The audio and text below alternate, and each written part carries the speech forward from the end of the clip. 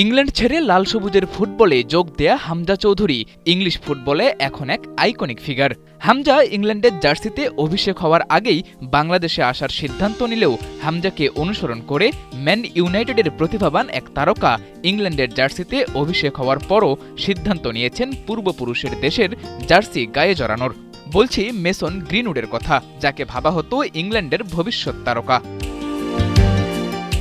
Manchester ইউনাইটেডের জার্সিতে দুর্দান্ত ফর্মে থাকায় মাত্র 18 বছর বয়সেই আইসল্যান্ডের বিপক্ষে অভিষেক হয় ইংল্যান্ডের জার্সিতে। কিন্তু অল্প বয়সেই তারকা খ্যাতি সবাই তো বয়ে বেড়াতে পারে না, মেসন গ্রিনউডও পারেননি। জড়িয়ে পড়েন নারী কেলেঙ্কারিতে।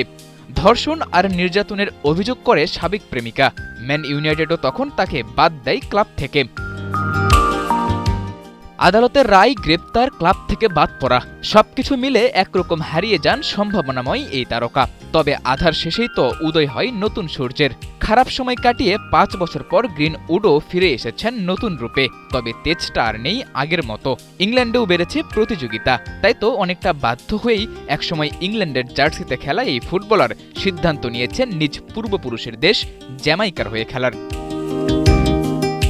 23 বছর বয়সী গ্রিনউড তার বর্তমান ক্লাব অলিম্পিকের জার্সিতে আছেন দুর্দান্ত ফর্মে। সবশেষ মৌসুমে 36 ম্যাচে করেছেন 22 গোল। ফ্রেঞ্চ লিগ ওয়ানে 34 ম্যাচে 21 গোল করে হয়েছেন সর্বোচ্চ স্কোরার। এমন পারফরম্যান্সের কারণে তার দিকে নজর আছে রোনালদোর ক্লাব আল নাসরের। জ্যামাইকার মতো দেশ চাইবেই এমন একজন তারকাকে দলে রাখার। আন্তর্জাতিক ফুটবলে ফেরার জন্য গ্রিনউডও নিচ্ছেন সেই সুযোগটা।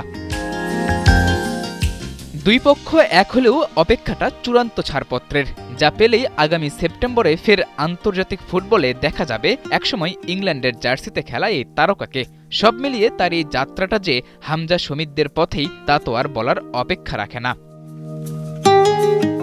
সাদাতুর রাফি, ৭১।